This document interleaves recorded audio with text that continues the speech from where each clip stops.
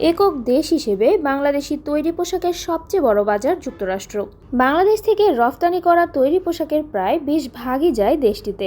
যুক্তরাষ্ট্রের বাণিজ্য দফতরের অধীন অটেক্সা প্রকাশিত সবশেষ হালনাগাদ মাসিক প্রতিবেদনে দেখা যাচ্ছে, দেশটিতে গত বছর বাংলাদেশ থেকে গেছে 734,28,46,196 ডলারের তৈরি পোশাক, আগের বছরের তুলনায় যা 0.1% বেশি।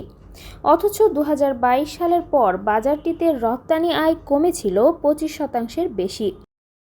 যুক্তরাষ্ট্রের বাজারে গত বছর চীনা পোশাকের রপ্তানি আয়ও বেড়েছে।